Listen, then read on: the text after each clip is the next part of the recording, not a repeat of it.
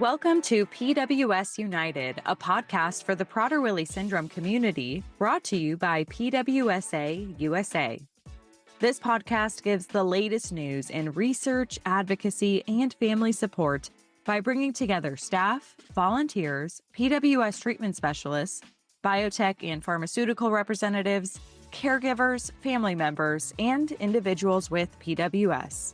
Our goal is to share education, awareness, and resources with those living with PWS and their supporters.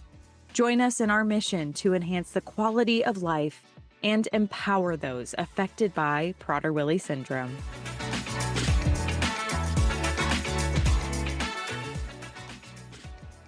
Welcome to another episode of PWS United. I'm your co-host, Annie, and I'm just here for the introduction. The episode today is a recorded session from our United in Hope Conference this past June, the International PWS Conference hosted by PWSA USA, IPSO, and FPWR. So we originally brought this session to you as our first ever live recording, a fun addition to the podcast that we look forward to repeating in the future. Since the recording was only living on the Podbean platform, we wanted to re-release it as an episode to get it across all of our podcast platforms. Thus, here we are. Also, the topic of this conversation is something that is very important in my family, and I know a lot of other PWS families. So I just want to make sure that people are able to listen to it. So this session is Teaching Emotional Regulation in Individuals with Prader-Willi Syndrome, ABA Strategies for Lasting Success, and is presented by Kasey Bedard, assistant professor at the Chicago School and an incredible resource for the PWS community, and we are so grateful that she's here. This session offers some incredibly valuable and effective techniques and skills for helping your loved one with their emotional regulation. Something that I think is important to remind ourselves as we listen to this conversation and as we talk about emotional regulation, because that is a big part of caring for somebody with PWS. Because that is a challenging aspect, is emotional dysregulation.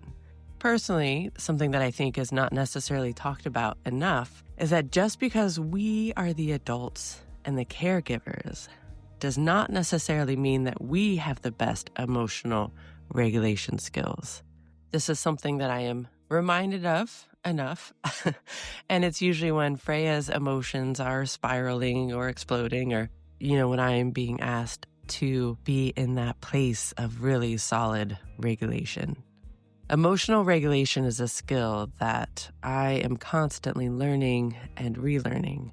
And I think it's important to recognize that parents and caregivers can learn some skills as well. When I was writing recently, I was thinking about, okay, here's the analogy, and hopefully this works for you guys. I was thinking about having a bucket. So I have this bucket, and every time I learn some new skills about behavior management, which I've heard some people don't like to call it behavior management, but learning the skills to help my loved one with PWS manage or work through their challenges, right? Helping our loved one when they're having a meltdown. So I've been learning these skills, and so I've been adding water to this bucket that I have that I carry with me everywhere I go. I'm hyper aware of this bucket because I know that I'm going to need to pull it out at any moment. And so every time I learn new skills, I'm adding some more water to the bucket so that when I'm in this moment and Freya is spiraling or, when I see that her emotional regulation is disintegrating and, it's kind of like I see the little sparks, like she's working on building this fire that is just getting bigger and bigger. And so I've got my bucket, and now I'm dishing out the water. I'm scooping out the water, and I'm, tossing it on the sparks and the flames. And sometimes I catch it on the sparks and it's fine. And sometimes the flames get bigger and I've got to throw more water on it to put it out. And sometimes it works. And sometimes I don't have enough water and the flames just shoot up. It's a roaring fire. My bucket is empty. And so now we just have to wait for the fire to go out. That is my analogy for a PWS meltdown and for the skills that we have. And I think to continue with this analogy, teaching our loved ones these skills gives them a bucket as well and add some water to their bucket. So maybe when the sparks and the flames get going, we can both be tossing water on those flames and get that fire out before it becomes too big. Maybe that makes no sense at all, but it made a lot of sense to me when I was writing and came up with it, so I thought I'd share it. Okay. without further ado, let's hear from someone with incredible skills and knowledge to share on this topic. This is, once again, teaching emotional regulation in individuals with Prader-Willi Syndrome, ABA strategies for lasting success, brought to us by the wonderful Kasey Bedard. And we'll be back next week with another edition of PWS United. All right. So as mentioned, I am Kasey Bedard. I'm an assistant professor at the Chicago School. I run a behavior analytic research lab that focuses on behavioral interventions for people with rare diagnoses, including PWS. What we're going to talk about today is emotional regulation. So we are going to talk about why emotional regulation is especially challenging for people with PWS. We are going to talk about why tantrums occur, including the skill deficits that are associated with increases in things like tantrums. We're going to talk a little bit about self-regulation versus co-regulation, which some of you may have heard me talk about already, so sorry about that. And then we're going to talk about how to teach emotional regulation skills in two components. So a pre-teaching component, and then what to do when a behavior actually occurs. So how do you intervene in the moment and make the best out of the situation that you can? Okay, so starting with emotional regulation for people with PWS. So the way that I typically define emotional regulation is that it's managing an emotional response in an adaptive way. So anytime we have a child that's engaging in a tantrum or any other kind of behavior of concern that's related to emotional dysregulation, they're typically reacting to whatever the stimulus, whatever the trigger is, in a way that is not adaptive rather. So it is either potentially disruptive, it's dangerous, it's stressful for the person who is experiencing the tantrum. Nobody wants to feel like that, especially on a regular basis. So emotional regulation is a critical skill for succeeding across any environment, whether that's school, that's work, at home, anytime you're trying to learn something, anytime you're trying to work on something. I think all of us have experienced situations with grown adults who do not have PWS or any other diagnosis, who do not have emotional regulation skills. And what we know is they don't do so well in life. So it doesn't matter who you are, and it doesn't matter whether you have a diagnosis or not. Emotional regulation is a critical skill for being able to live a happy and successful life. So PWS presents some very unique challenges when it comes to the development of emotional regulation skills. One of those reasons is that we know from the literature that people with PWS have several brain differences. So people with PWS have smaller volumes in these areas of their brain. And the areas of the brain that have smaller volumes, I think, are really kind of eye-opening in terms of the challenges that people with PWS struggle with. So the first one is the thalamus. The thalamus is responsible for sensory processing. It impacts emotional regulation as well. And it also is involved in any kind of intellectual and learning delays. And there are a lot of overlap between these different brain areas, but I'm just going to give you some basics. So the amygdala is the brain's reward system, essentially. It's also involved in regulating emotions. And a lot of times we know that people kind of across the board that have smaller amygdalas tend to have more behaviors of concern. The hypothalamus, oh man, I exported from Canva to PowerPoint and it moved the S. So the hypothalamus is responsible for regulating hunger, thirst, hormonal functions, as well as body temperature and mood, and then is also involved in sleep. So these are all areas that we know our kids with PWS have different difficulties with. And then the hippocampus is responsible for memory. So a lot of you know that the people with PWS that you love have amazing long-term memories. Something you said 17 years ago on a Thursday at 2 p.m., they're going to remind you about, especially if it's you said, I can have something or I can do something. That memory never goes away. But working memory can be really challenging for people with PWS. So a lot of times we see, for example, in a school setting, kids with PWS maybe are told something and don't remember it an hour later because there's so much going on in their brain that their brain is not necessarily hanging on to that information that's in their working memory or their short-term memory. So the hippocampus is responsible for converting those short-term memories into long-term memories, and it's also responsible for emotional memory. So the way that you remember your experience, your emotional experience of a situation. Anytime you have the way that I guess the best way that I can explain this, or kind of the way that I conceptualize this, is if you have smaller regions in your brain, it's the equivalent of having a weak quote unquote muscle. Obviously, your brain's not a muscle, as far as I know anyway. Not a brain scientist. But if you have a smaller region in your brain, it's kind of like having a weak muscle. So that sometimes results in some specific skill deficits that are associated with the areas of your brain that are a little bit smaller or weaker. So for example, if you have low muscle tone, it may take you some extra time to grow the muscle tone to be able to do things like jump and balance and all kinds of other, hop on one foot. It's this kind of the same thing with your brain. So there are some specific skill deficits that are associated with these brain differences. And I think a lot of these are explanatory, again, about the challenges that kids with PWS and adults with PWS struggle with. So the first one is working memory. So again, if you're being told something and you cannot remember what you're being told, or you're a little confused about what you're being told, that can impact your ability to, for example, problem solve, to make a plan. Your self-control. So we know that people with PWS tend to be very impulsive. So they think something, they do it. So that impulsivity can impact your behavior a lot of the times, but it's also a skill deficit. So impulse control, again, as we know from many people that don't have a disability, impulse control is a skill that not everybody has. Cognitive flexibility. So the ability to adapt to change, the ability to take in new information and change your mind or opinion on something. Planning and organization.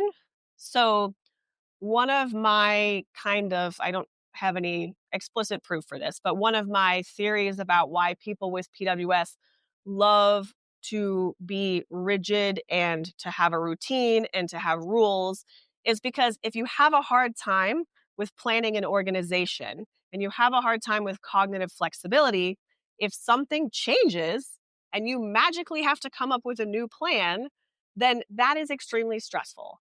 And the example that I typically give is like, if you are traveling in a foreign country where you don't speak or read the language and your flight gets canceled, you are in full-blown panic mode. You don't know what to do. You're freaking out.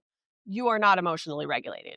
So that is sometimes, I think, what the equivalent is for people with PWS. So they have this skill deficit in the ability to plan and the ability to organize. Somebody throws a wrench in their perfect plan for the day and tells them that their occupational therapist is not going to show up, so they're going to go and do such and such. That sends them into full-blown panic mode. So that organization and planning is another skill deficit. And then, of course, emotional regulation. So a lot of these things that I've mentioned here are in the realm of executive functioning.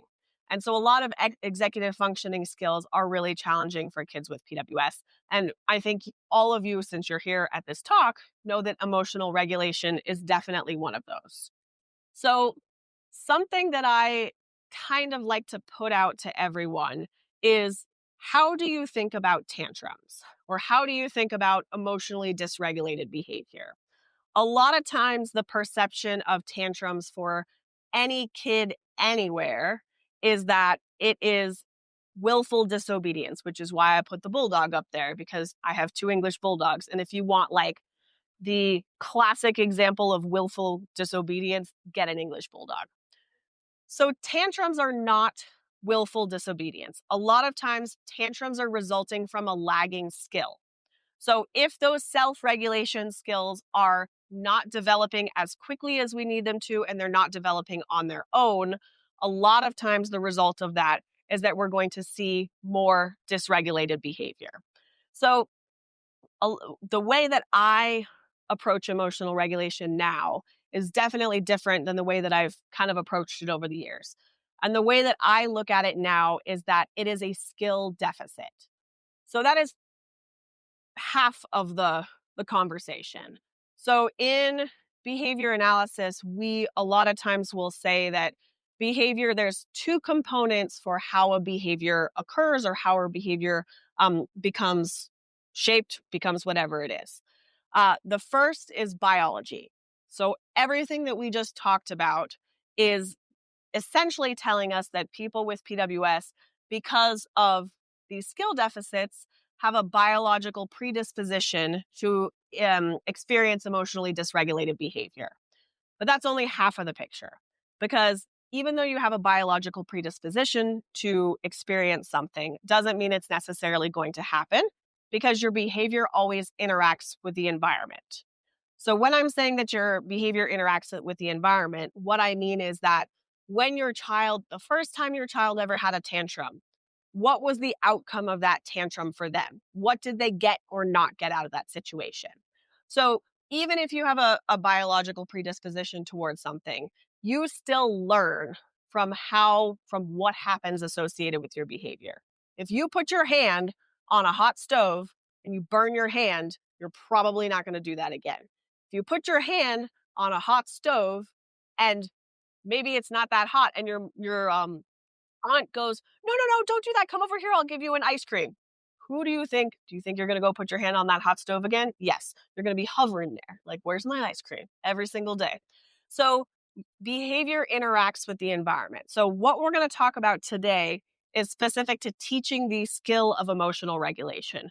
But there's also a lot that goes into that in terms of the environmental contingency. So I'm going to give you as much of the picture as I can give you in an hour, but just know that there's a lot more that we don't have time to talk about today. And then something else to take into consideration is while your child is learning the skill, so learning any new skill is really, really hard. I don't know if any of you as adults have decided to go take up a skill. Like I decided to take up salsa dancing. That is not something you learn overnight. It is hard. You have to practice. Same thing goes for emotional regulation, except for that it's way harder because you're not just trying to figure out how to organize your feet. You're trying to figure out how to organize your brain, and your brain is a little bit more doing its own thing than your feet are most of the time. So in the interim, while we're teaching these skills, it is really important to have those environmental supports in place to help your child while they're learning these skills. So just keep in mind, this is not all bets are off, figure out how to regulate your emotions. I'm not putting any other supports in place. We need to have these supports in place so that we can make learning the skill of emotional regulation a positive process and a fun process, and not something where it's like trial by fire. Okay, so just to touch on this quickly, there are two types of regulators. There's probably more than that, but this is the only two that I know of. So co-regulators are people who look to another person to help them to regulate their emotions. So this is someone that is looking to another adult or another trusted person, could be a sibling, could be a friend, to help them to calm themselves down or to help them to regulate their emotions. So kids who are co-regulators are typically looking for some kind of emotional validation. They're looking for sensory support in some capacity. So maybe they're looking for a hug, they're looking for a back rub, they're looking for some kind of reassurance. And then they're also looking for somebody to model the calming process for them and to help them problem solve through it. So essentially, they're coming to you for help.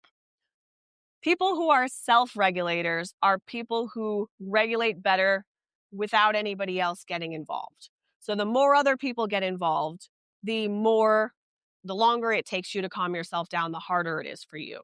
So people who are self-regulators are often looking for the space to figure out what they need to do on their own. And they really are looking for that autonomy. Like, let me figure this out on my own, and I will come to you if I need anything.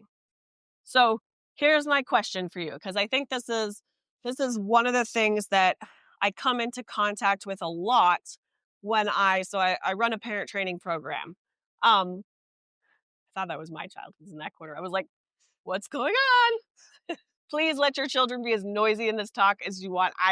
Please don't feel like you have to. I have a baby. He yelled in the back of all the clinical scientific programs. Please don't worry about it. I'm truly telling you, please don't worry about it. I just thought it was mine, so I wanted to know what was going on. So ask yourself, one of the things that I think is kind of a light bulb moment for a lot of people who come through my parent training program is whether or not their child is a co-regulator or a self-regulator. And I don't know why, but I found that a lot of, probably all of you know, by the time your PWS kiddo gets to the age of 5 years old, they're a strong, independent 5-year-old girl or boy, and they don't want your help with anything. So that could play into the fact that I've noticed a lot of people with PWS tend to be self-regulators rather than co-regulators. So ask yourself, when my child is upset, if I get myself involved, do they calm down faster? Do they calm down more slowly? Or does it depend on the situation and the person? So just think about that for a second. All right. So I think you could probably get here on your own. But if they calm down faster when you leave them on their own, they're a self-regulator. If they calm down more slowly when you leave them on their own, then they're a co-regulator. If they do either or, that means that it depends. So there are some kids that co-regulate really well with some people and do not co-regulate well with other people. So for example, with one parent, they might co-regulate. With another parent, they might self-regulate. That is fine. To clarify, contrary to what the slide says, if they calm down faster when you get involved, they're a co-regulator. They calm down more slowly, they're a self-regulator. Now that you know whether or not your child is a co-regulator or a self-regulator, that will impact the way that we teach emotional regulation strategies. So what I'm going to talk to you here about, so the way that I used to teach emotional regulations for kids with PWS really focused on what to do in the moment and what to do afterwards historically. So I'm kind of I've been going and taking workshops from people of all different kinds of disciplines to kind of learn what they're doing, and to try to be able to modify and hone that in a way that's going to work better for people with PWS. Because probably what most of you have experienced is that in the school setting, for example, they focus a lot on the pre-teaching component. So they say, let me teach you zones of regulation. Let me teach you to label your emotions. Let me teach you all these different kinds of things. Let me teach you to deep breathe. And that's all well and good. But then when your child with PWS goes from 0 to 100 in like 8 seconds, if you think that they're going to go to the zones of regulation chart and be like, I'm a red right now, that's not going to happen. So these skills are important to teach, but there's a gap between what is happening, the way we're teaching kids now and the way they're learning and the way that they're applying.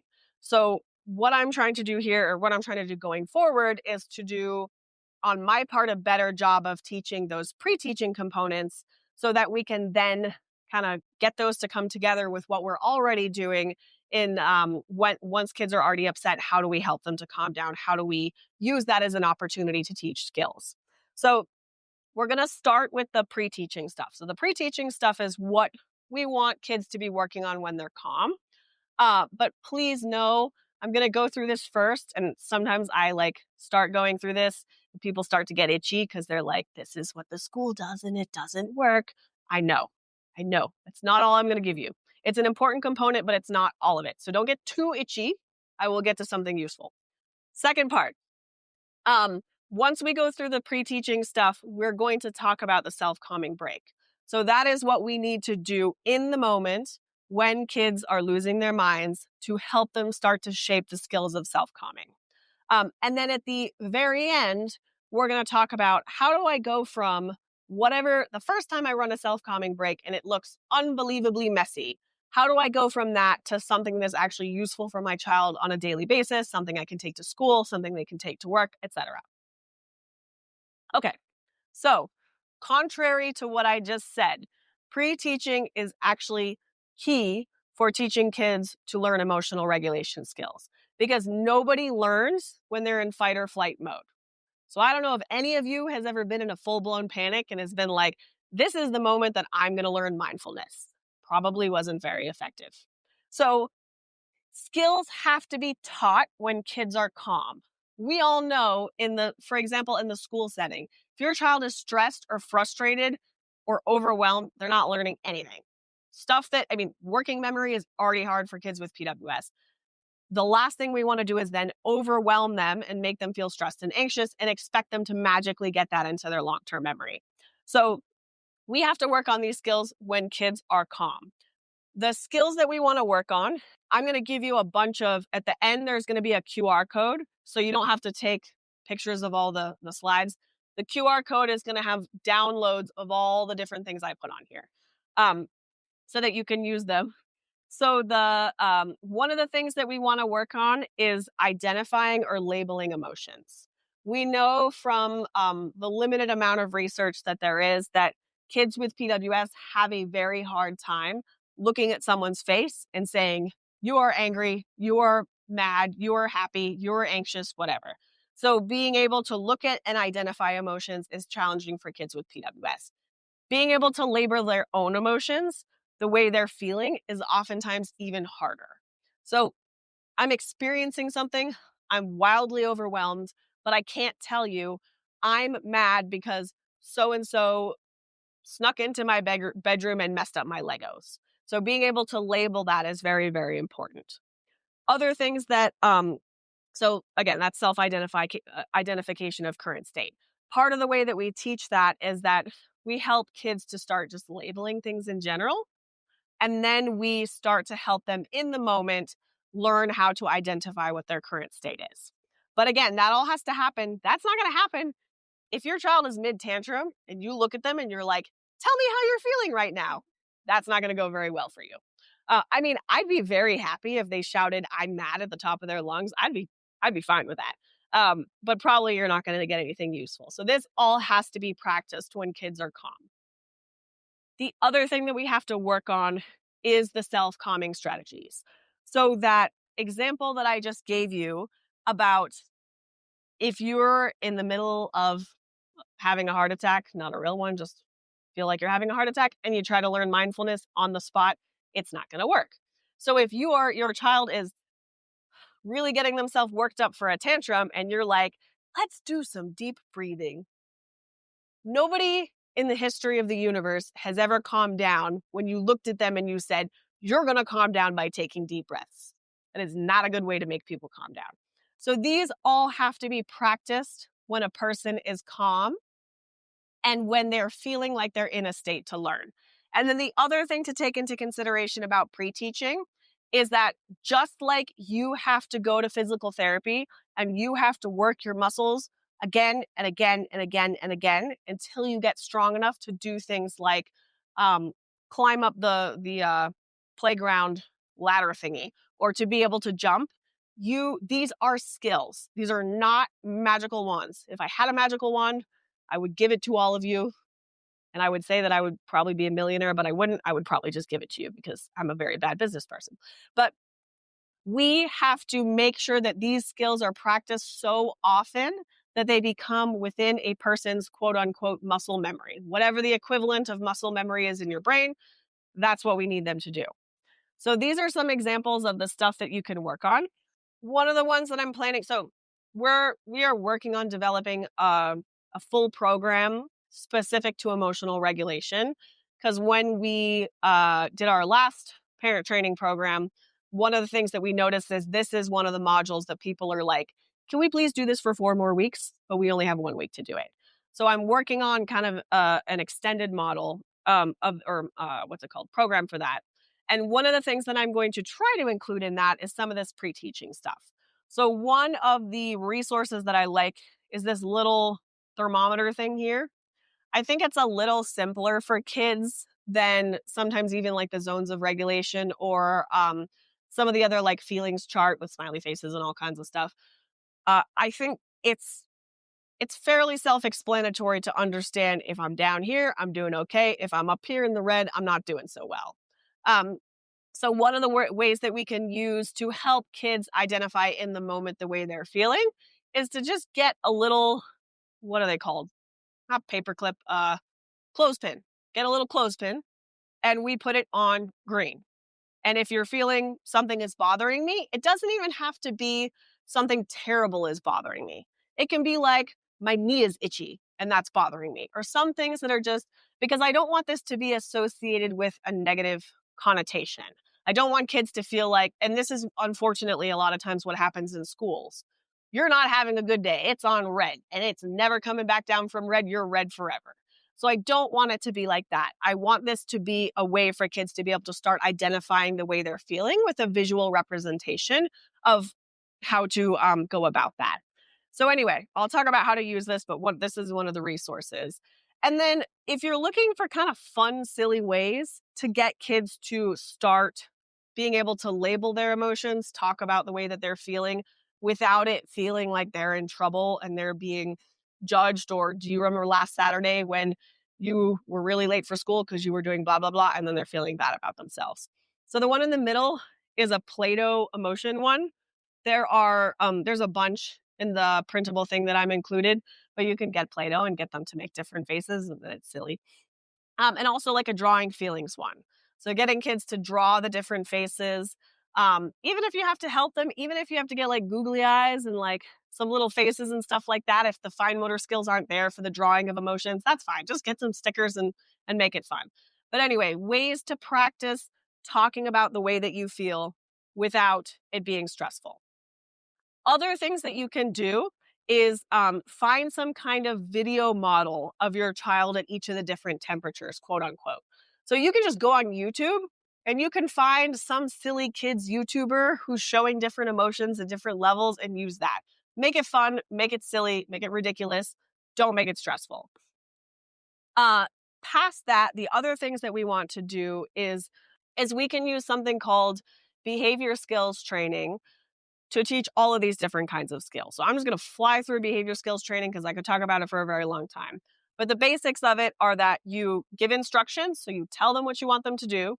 You show them what you want them to do. You model it. You have them practice, and then you give feedback. So this is a really nice process because it gives you the opportunity to reinforce a skill when your child is calm.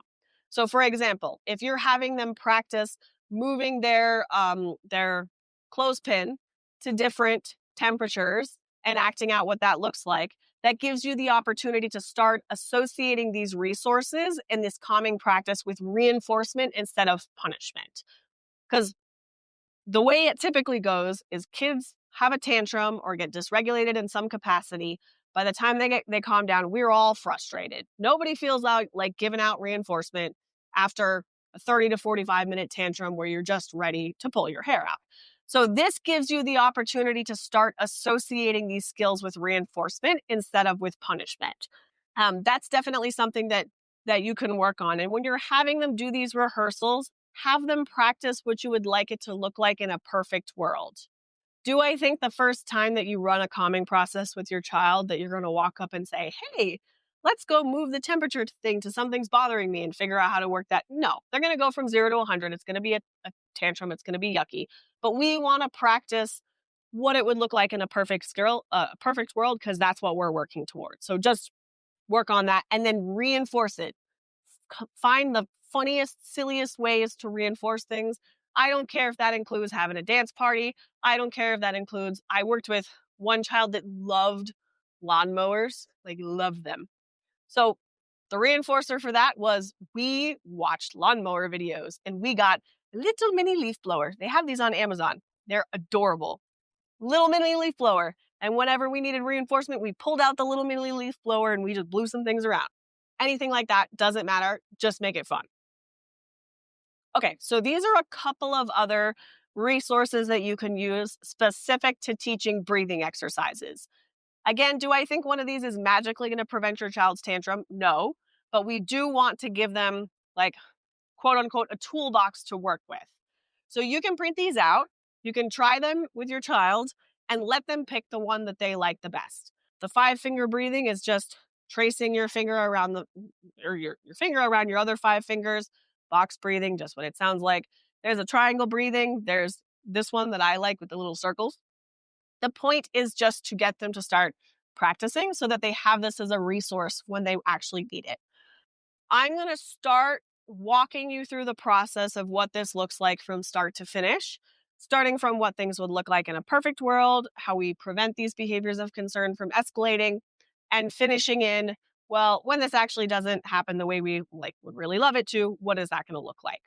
So after you have spent a lot of times rehearsing these strategies, this is when you would use this during escalation. Don't try to use these strategies until your child has rehearsed them, because what's going to happen is they're going to get upset. You're going to say, hey, I got this fun little box breathing thing. Let's do it. And they're going to say, that's not fun. I'm not doing it ever again. So it needs to be associated with reinforcement before you pull it out in the middle of a tantrum. So make sure they've practiced it and they've been reinforced for it in the past. Now that we've practiced this for however long it takes, once your child, you see the earliest sign of an escalation, just tiny sign of trouble, we want to catch it as early as we possibly can. We know kids with PWS escalate super fast. So if we are expecting to have any success at all, we got to catch it really early. And if you don't, that's fine. We've got a plan for that too. But in the case that you do catch it early, this is a good time, if you're using that temperature scale thing, to prompt them to move their clip to something is bothering me. Once you have, again, reinforced them for moving the clip, if they move it, you might have to move it for them the first time. That's okay. Then this is where we're trying to problem solve. So prompt communication, prompt problem solving. This is a good time to prompt them to label their emotions. So when they're just a little upset, something is bothering them, that's a good time to get them to express so that you have the opportunity to reinforce something and you're potentially creating momentum in a direction that is not headed towards a tantrum. So always try to find something good in the situation. You moved your clothespin. It sounds like you're feeling a little frustrated. Can you tell me how you're feeling? Thank them for telling you how they feel.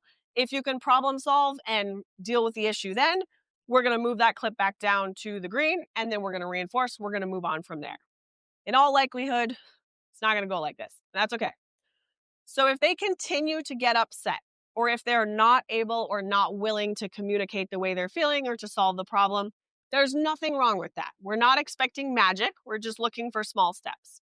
So what we want to do then is to either move the clip for them or to help them move the clip to I'm getting upset. Again, you want to praise all these things. It's okay that they're getting upset. There's nothing wrong with getting upset. It's the way that you handle it. So praise them for moving the clip up to I'm getting upset.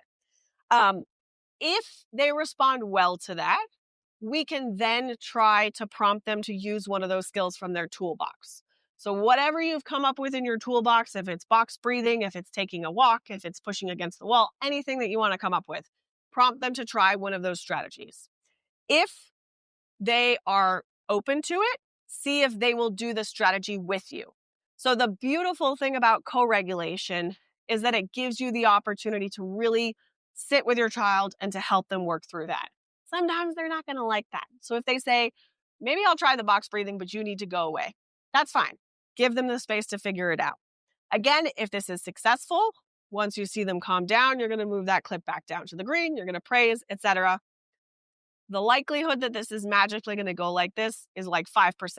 So don't expect it to go like this, but we always try, because if it does, then you're going to act like they won the Olympics and make the biggest deal in the whole world, because this is huge. So this is what we're aiming for eventually. This is not what I expect to happen on day one. Okay, so in the case that all those other things fail, in the likely case that all those other things fail, this is where we figure out a plan of how we're going to respond in the moment to both not make the situation worse, not to reinforce the behavior accidentally, and also to make the best that we can out of the situation. So anytime a child becomes dysregulated, it's an opportunity to be able to work on that skill. So we're going to take it like an opportunity to work on the skill instead of taking it like a failure. Does that make sense? Okay, so a couple of things that we need to do in advance of, so like go home, first chance you get, make this plan so that you have it ready, because the last thing you want to be doing when your child is having a tantrum is making a plan on the fly. Done it, not fun. Okay, first thing is you want to identify a calming area in your house. Make it comfy. Please don't make it a timeout chair. If your child has been sent to the stairs for timeout, don't make it the stairs. Their room is fine. We want it to be somewhere, obviously, that's safe. So not like the backyard that has no fence or anything like that. Somewhere that's safe, somewhere that you can monitor them, but also that you can give them a little bit of space, especially if your child is a self-regulator. So you can do something like, I had one child that I worked with where he just loved this beanbag chair behind the couch, and that was his space, and it was perfect. So it can be something like that, or you can make a kind of a corner in their bedroom with like a beanbag chair and some resources taped to the wall, whatever you want to do, but just make sure whatever this spot is not associated with a negative connotation. So this is not the timeout spot. I do kind of have a preference for children going to their own bedrooms, because then if they decide to like knock something off a shelf, it's theirs and not their siblings. So that's always kind of a good thing. But if they don't want to go to their bedroom and you have a playroom or another area that's safe, that's fine too. Get your child's input when you are creating this space, because again, if they haven't had any input and they're not going to kind of have any buy-in, they're not going to want to go there when they're upset. And then again, pre-teach it, practice it in advance. If you say, hey, when they're in the middle of a tantrum, I want you to go to your calming place and calm yourself down, but they barely even ever walk to the calming place, they're not going to go. So pre-teach it, reinforce it, pre-teach it, reinforce it. Okay, here's your QR code. I hope it works. Someone tell me if it works. I'm winning. Okay, so this is going to take you to all the resources that I created, and it's also going to take you to a fillable version of this thing. So these are the basic steps of a self-calming break. First thing, like we talked about already, is that we're going to move the pin to wherever they're at. So presumably, if we're getting to the self-calming break, we're moving the pin up to I've lost control. So we're at the I've lost control, the red part.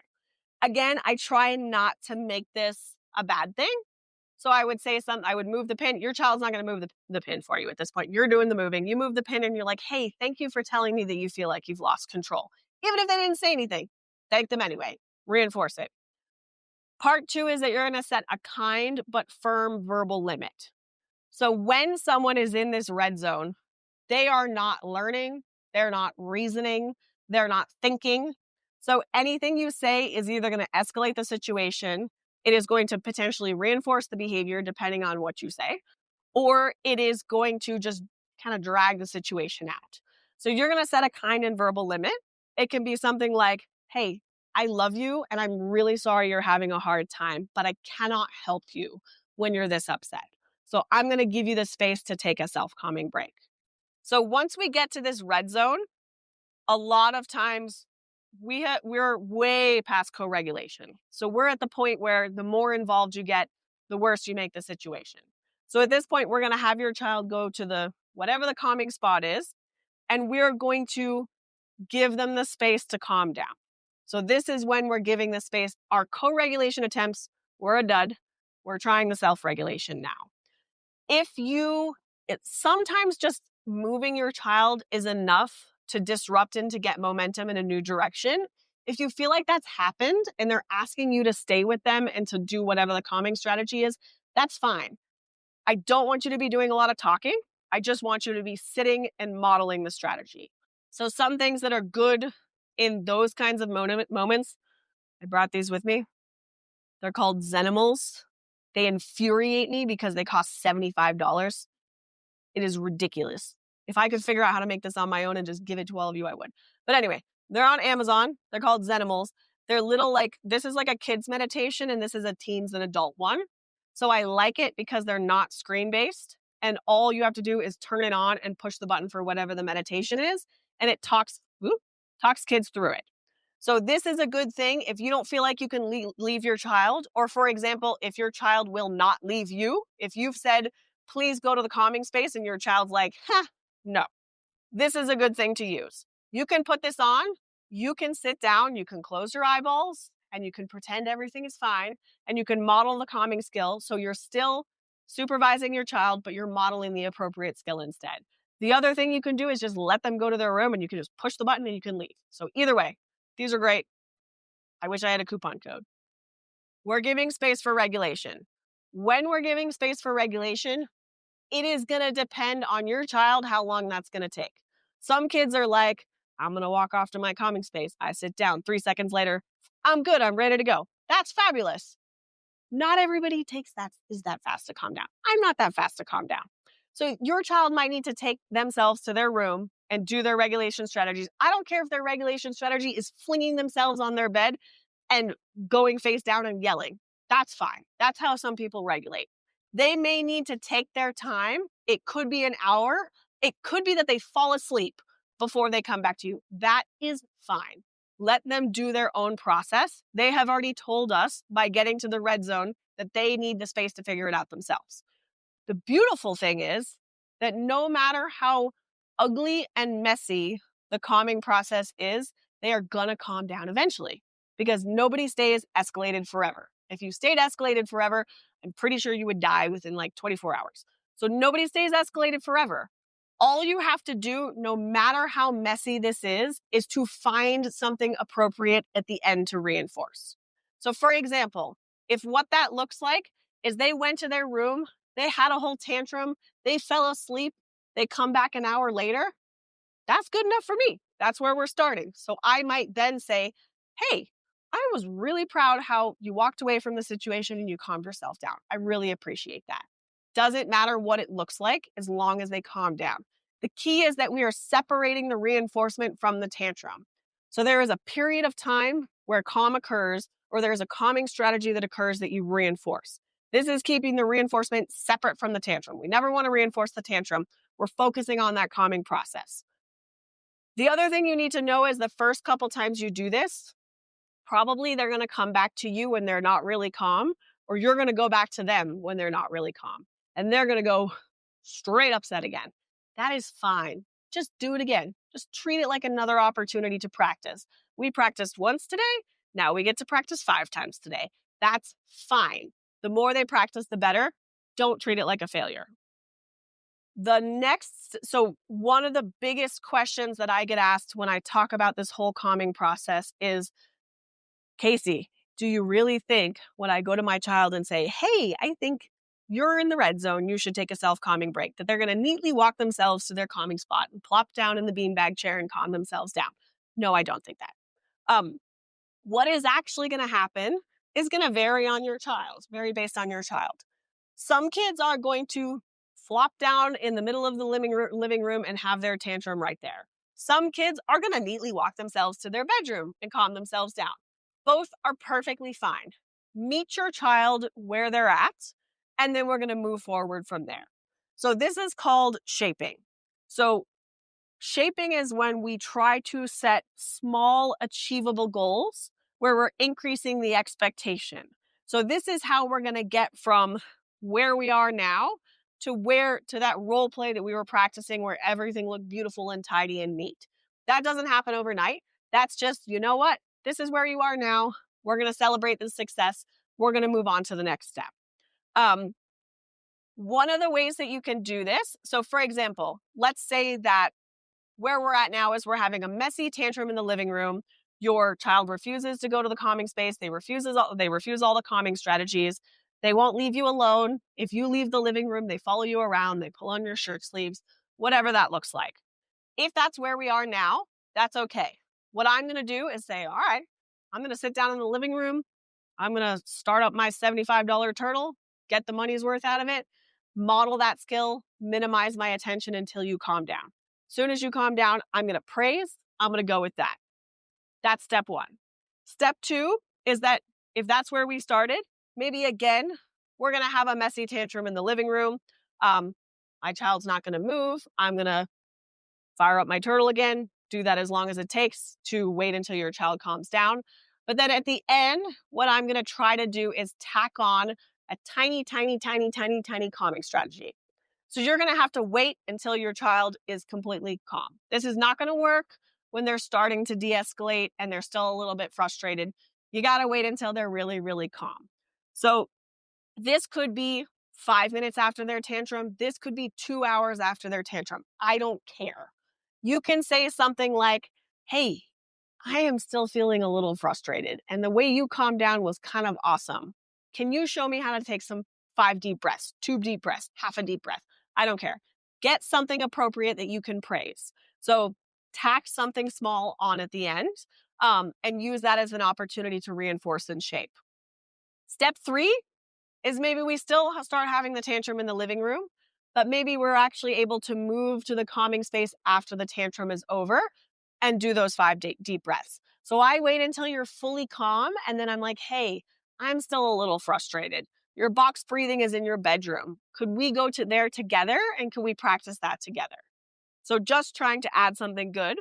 And then 6 months down the road, it's not going to take 6 months. It's usually like 3 months by the time kids start to really master this. That's when the tantrum might start in the living room, but kids are able to move themselves to the bedroom. And our goal really is that at the end, that kids are able to by themselves tell you, I need a self-calming break. I am going to go to my bedroom or wherever it is. The best part is when they master this so well that they start telling you, you need a self-calming break. I see that you need to take 5 deep breaths. I'm like, yes, you're probably right. I probably do. So that is how you get from, and truly, truly, truly, it doesn't matter how messy the calming break starts off. You can shape it towards something neat. I had a really neat experience with a child that I was working with. She was 12 or 13, can't remember off the top of my head. And she was having really, really big tantrums. Like she was really struggling. And so we worked on all this stuff with her, tons and tons of reinforcement. She also had a really fabulous school team that was working on helping her get the language around expressing and describing her emotions. And she started describing the sensation that she felt when she got upset as Mr. Anger. So he was Mr. Anger. And she would tell her mom, Mr. Anger is coming. I don't want Mr. Anger to come. Mr. Anger is coming. I don't want Mr. Anger to come. And that was her mom's cue to start prompting all these calming stuff. What ended up happening was that when she went to go and do her calming strategy, which she was a huge self-regulator, she didn't want anyone in her space when she was calming down. She would tell her mom, Mr. Anger is coming, but he's not welcome here. And then she would take herself to her room and she would calm herself down. So, and that, I mean, I'm not saying that happened overnight. It didn't. It took like 3 months of mom practicing and practicing and reinforcing and practicing. But she, at the end, went from something happened and her totally losing her marbles for her to be able to go, Mr. Anger is not welcome here, and take herself to her room.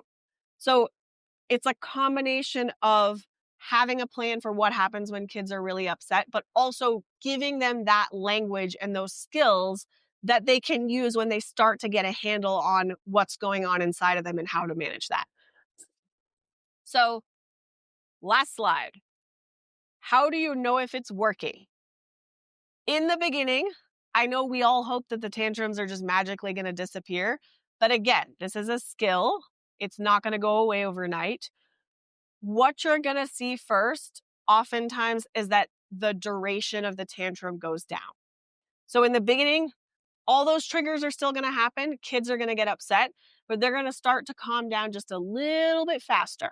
So those tantrums might go from being 15 minutes to 12 minutes or 45 minutes to 43 minutes. We're just, and that's not going to be consistent. It's not going to go from like 15 to 12 to like 11 to 10. It's going to be all over the place. But on average, we expect them to start getting a little bit shorter or a little bit less dramatic. So you might see kind of the magnitude of the tantrum start to go down first. And then eventually, when kids start to get really good at this, you're going to start to see the frequency of tantrums go down because they might get upset, but they're able to regulate themselves and get back on track. So this is a graph that this is not a emotional regulation specific study, but this was some of the data that came out of a study that we just completed where this caregiver specifically was reporting the frequency of emotionally dysregulated behavior, which for her child was tantrums. This whole first section that you see before, I had a dotted line there. And again, I think that PowerPoint didn't like it, so it took it away. So you'll see that first arrow that says IV started. That's where parents went from those first couple of data points or where they were in baseline. They were just collecting some data before we started. That arrow is where they started the intervention. That intervention was not specific to emotional regulation. So I think a lot of you who are in here have gone through the Smart Start program. That's where we started that prevention module. So what I would expect to see is that slowly there will be some strategies in the Smart Start program that will help to improve the dysregulated behavior. And that's what we see. At baseline, the behavior is kind of all over the place. We start to see the behavior data stabilize a little bit and the overall kind of mean frequency going down. The interesting part is that first dotted line that you see with the other arrow next to it, that's where we did the emotional regulation module. So that's where we did all this stuff that I just talked to you about, less some, because I've kind of built on it since then. So once we did the emotional regulation module, you can see the frequency, the mean rate per 30 minutes. But anyway, the frequency of the behavior goes down significantly. What you will also see is that little last data point with an M, that's maintenance. So 6 months later, this child's tantrums had gone right back up. What happened? We started a new school.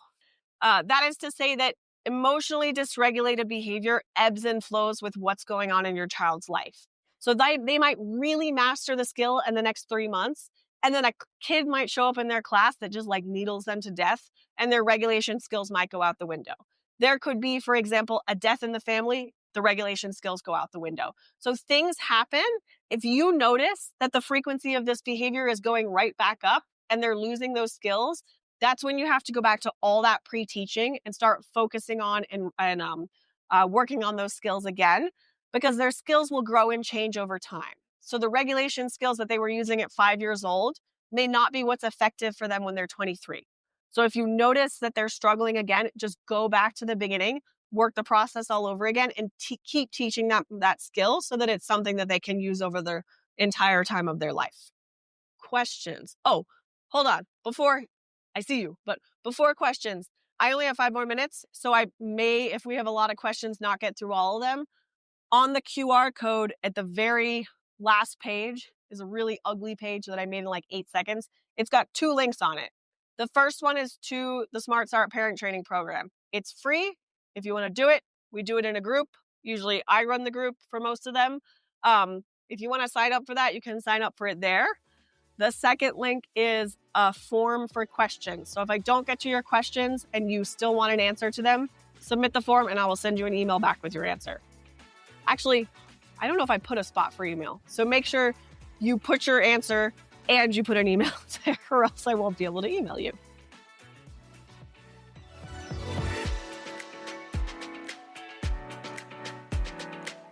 Thank you for listening to this episode of PWS United. If you want to learn more about Prader-Willi Syndrome and how PWSA USA is making strides in advocacy, family support, and research, visit www.pwsausa.org. And while you're there, we encourage you to sign up for our Pulse email newsletter to stay informed about the latest news, resources, and events. Don't forget to subscribe to the PWS United podcast so you never miss an episode.